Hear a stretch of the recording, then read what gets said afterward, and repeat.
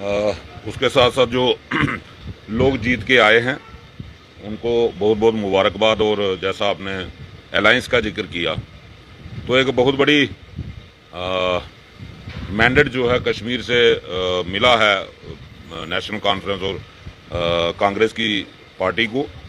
तो जैसा उन्होंने वादे किए थे, और एक अभिशाप, जैसा आपने खुद कहा कि डेली वेजर एक अभिशाप बन चुका है। मैं मानता ही हूँ रवि जी, मैं मानता ही। बिल्कुल बिल्कुल सही बात है, बिल्कुल सही बात है। मैं चाहता हूँ और पिछले 10 सालों में डेली वेजर को एक ही बात सुनाई पड़ती थी। जब भी कोई बड़े बड़े नेता या मंत्री, जिम्मेदार लोग बोलते थे, तो वो ये अक्सर यही कहते थे कि ये नेशनल कॉन्फ्रेंस और कांग्रेस की देन है, उन लोगों ने लगाए हैं।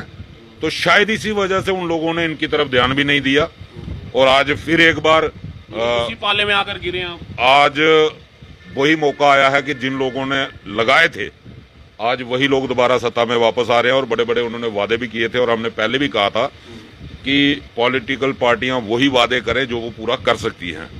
तो आज वो समय आ गया है कि आज अलायंस की सरकार जो बनने जा रही है, तो हम भी यही कहेंगे कि पहली कैबिनेट में जैसे उन्होंने कहा था कि सबसे पहले हम डेली वेजर का मुद्दा हल करेंगे, और ये उनकी मॉरल रिस्पॉन्सिबिलिटी भी बनती है, क्योंकि कहीं ना कहीं उन्होंने गलतियां की थी। 2014 से पहले उन्होंने ही गलतियां की कि डेली वेजर को काम लिया, डेली वेजर से डिपार्टमेंट चलवाए, लेकिन एक प्रॉपर रिक्रूटमेंट प्रोसेस जो था वो अडॉप्ट नहीं किया गया, जिस वजह से कहीं ना कहीं डेली वेजर को इग्नोर किया गया। पिछले 10 साल लगातार डेली वेजर का शोषण हुआ, और आज फिर शायद उनको गलती सुधारने का एक मौका जनता ने दिया है। जम्मू कश्मीर की जनता, जम्मू कश्मीर के अंदर वो दोबारा वापसी कर रहे हैं, और ये उनकी पहली रिस्पॉन्सिबिलिटी बनती है कि जो उन्होंने वो माने इस चीज को या ना माने, लेकिन डेली वेजर को बर्बादी की फाउंडेशन रखने वाले यही लोग थे जो आज दोबारा वापसी कर रहे हैं।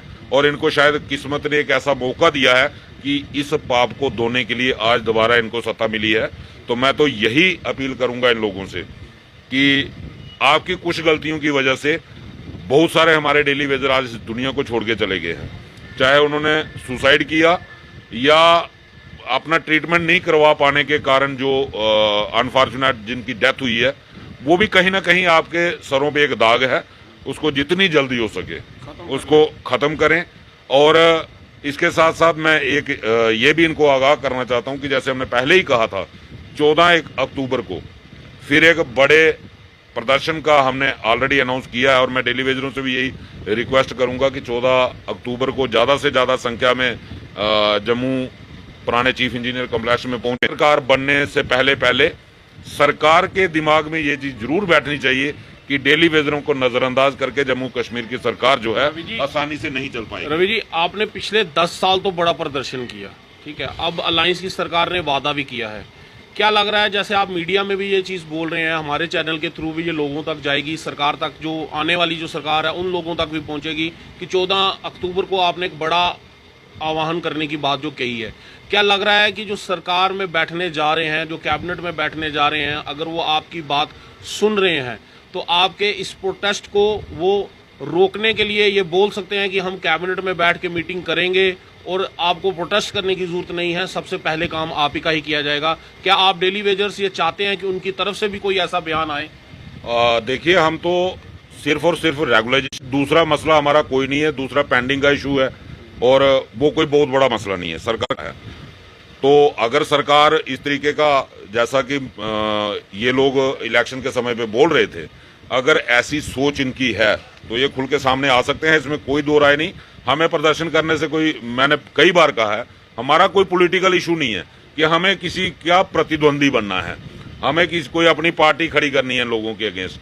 हमारी लड़ाई सिर्फ रेगुलाइजेशन तक है। अगर सरकार बातचीत के रास्ते से देना चाहती है तो उसका मोस्ट वेलकम, सिर्फ वेलकम नहीं, मोस्ट वेलकम। अगर सरकार बिना लड़े हमारा हक दे देती है तो हमें लड़ने की कोशिश। अच्छा, एक चीज आपने कही कि ये दाग जो है वो नेशनल कॉन्फ्रेंस और कांग्रेस के सर पर लगा हुआ है, उनको मौका मिला है ये चीज हटाने का, लेकिन ये मौका वो अकेले नहीं हटा सकते। ये आप भी अच्छी तरह से जानते हैं, मैं भी अच्छी तरह से जानता हूँ, और हमारे डेली वेजर भाई भी बड़े अच्छी तरह से जानते हैं। कहीं ना कहीं वो कलम जो है अभी भी सेंटर के पास है और एलजी साहब के पास है।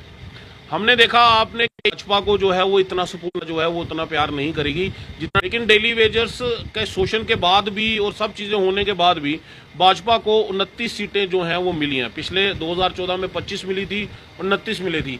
क्या आपको लग रहा है ये इस समय, क्योंकि जब भी हम किसी भाजपा के बड़े लीडर से बात करते थे, श्यामलाल शर्मा से, रविंदर रैना से, देवेंद्र रैना की आपने बाइटें सुनी, या किसी भी लोग से बात करते थे, वो ये कहते थे डेली वेजर इंसानियत के तौर पर ये एक ह्यूमैनिटेरियन ग्राउंड पर ये एक मुद्दा है, इसको इंसानी के तौर पर जो है वो जल्द से जल्द सॉल्व कर देना चाहिए सरकार को।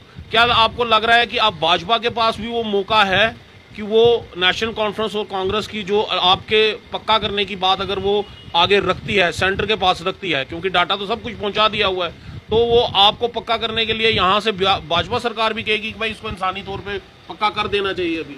और देखिए, सबसे पहले तो मैं इसके बारे में ये कहूँगा कि सबसे पहले जो सरकार बने, सरकार की कैबिनेट के अंदर पहले सबसे पहला मुद्दा डेली वेजर का आना चाहिए और कैबिनेट की तरफ से उसको अप्रूवल दे करके एलजी के पास भेजना चाहिए, क्योंकि अथॉरिटी जो है बिना एलजी साहब के कोई भी काम जो जम्मू कश्मीर में नहीं होगा। उसके बाद भाजपा का खुद व खुद असली चेहरा सामने आ जाएगा कि वो डेली वेजर के पक्ष में आती है या विपक्ष में आती है।